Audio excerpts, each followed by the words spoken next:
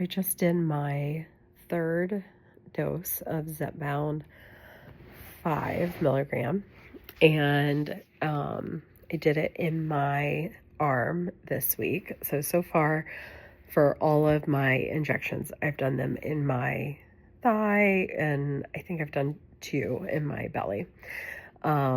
But I've heard that you get the most side effects, but also the most weight loss from doing it in your arm, and I've been really nervous about doing that.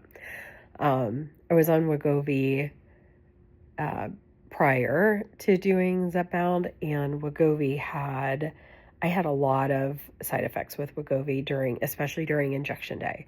So far with Zepbound, I have not had many side effects at all. So maybe like day 2 nausea, but not really much on the day of, like I did with Wegovy. I used to take it at night, and then I would be nauseous and sick all night long, regardless of whether I was going up a dose or it was just the same dose week over week. I was really sick the day of injection. With Zepbound, I haven't been, which has made me nervous, on top of the fact that the needle in Zepbound, you really can't feel it, especially in your thighs. I can't feel it at all in my thighs and in my belly. So for for the first few weeks, I spent quite a large amount of time Googling and trying to figure out if I even got the dose, because I was convinced that the medicine didn't go in. I couldn't feel the needle. I had no side effects.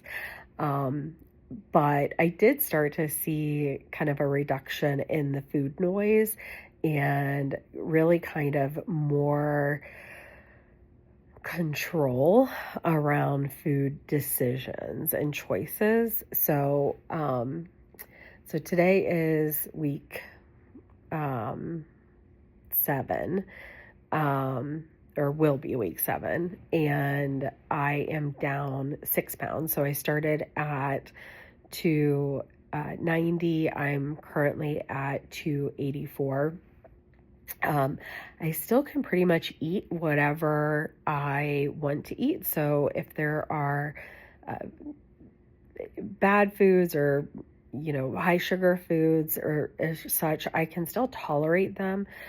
They do give me stomach issues after a bit, after I've eaten something that maybe is higher in sugar content.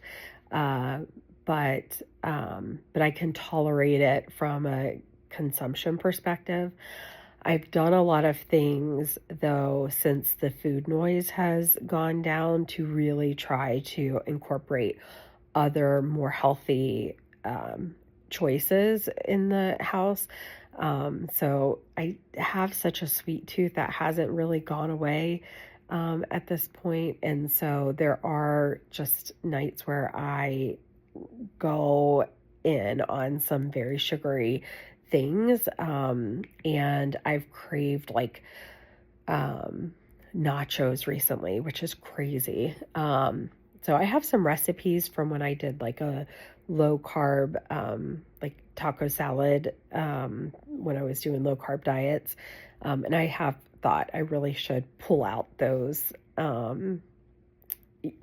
recipes. So if you have any recipes for nachos, feel free to share in the comments, because those are, it's just a food that I think is just so easy to grab nachos, and I love them so much. So I've had a few bad nights of binging out on nachos.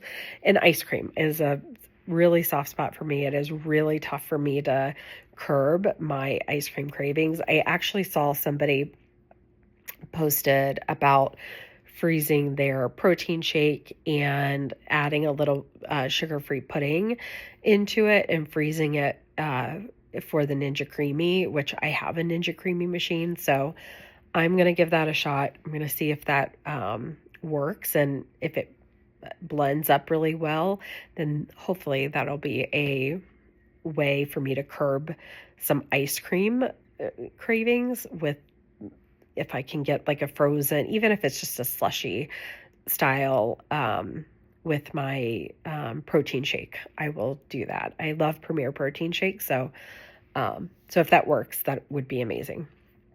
But anyway, so I did 0.5 today. Like I said, it's the third week of 0.5, but the first week that I've done it in the back of my arm. So we will see how it goes as far as impacting my food cravings. I've also incorporated a lot of vitamins.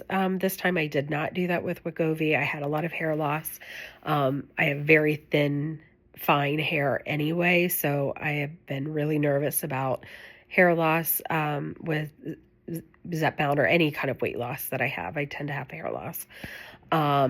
So I've incorporated some regular vitamins, just kind of multi-purpose women's vitamins, as well as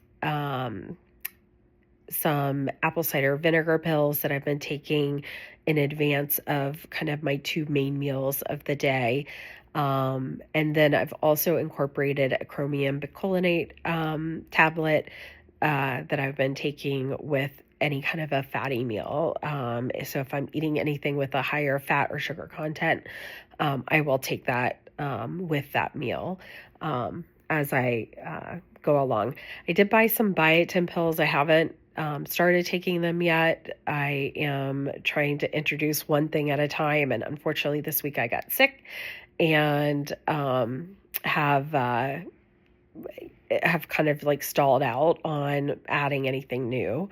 In fact, I saw online somebody shared a recipe about utilizing lemons and making lemon pulp ice cubes, which I did make, and they are amazing. It's such a great way to incorporate lemon into your water, and it is super filling. It actually feels like you've eaten a meal when you're done drinking just one ice cube worth of lemon pulp, and that has been really phenomenal this week. I think that's really what helped me curb my cravings, was making sure I'm drinking that at least once a day.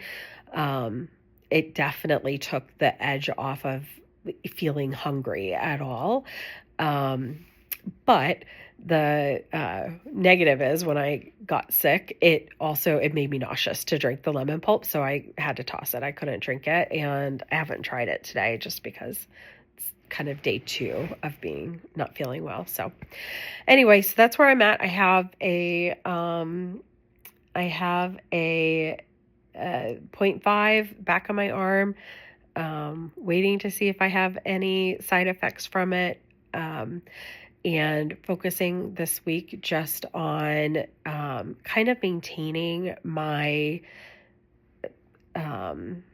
pattern or my schedule of focusing on trying to cut out the fatty meals and trying to cut back on ice cream and kind of the sweet tooth that I have. So I've been really good with my water and really good with incorporating the vitamin. I've gotten pretty consistent with that. And so if I can get consistent with these other things, I think that will really help kind of push me over the edge. So hopefully with this shot in the back of my arm, like I said, I've heard that is most effective, and hopefully that is the thing that kind of gets me kind of hopefully below the 280 mark into the 270s. So we'll see how that goes. I tend to feel like I get more energy when I get into the 270s. I've been a yo-yo dieter forever, so hopefully that will be the case this time, because I have noticed that I've been more tired since I bumped up to the 5 milligrams. So hopefully I break through that this week and am not as tired.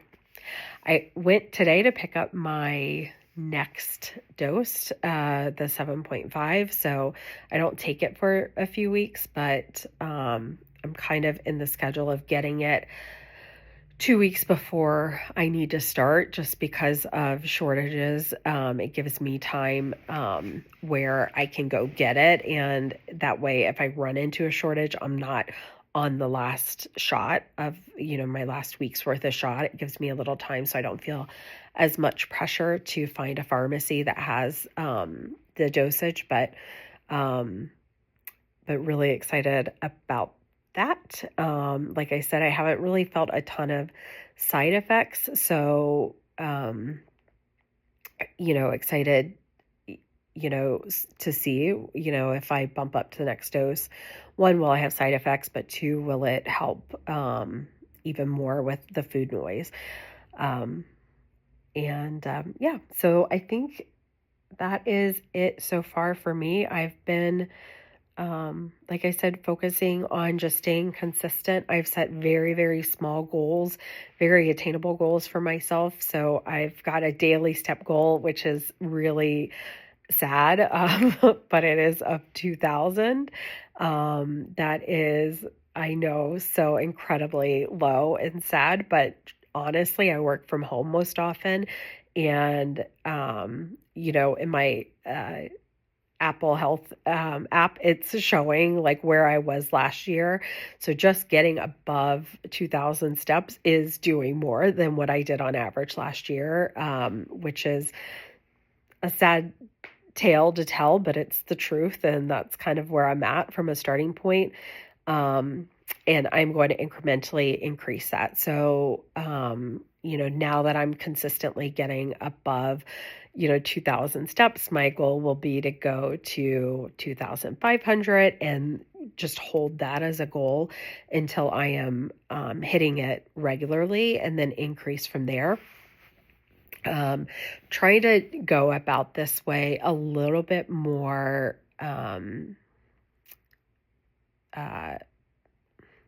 attainably than what I've really done things before, where I set very hard, very rigid goals and, and hold myself to this very, very strict standard. And,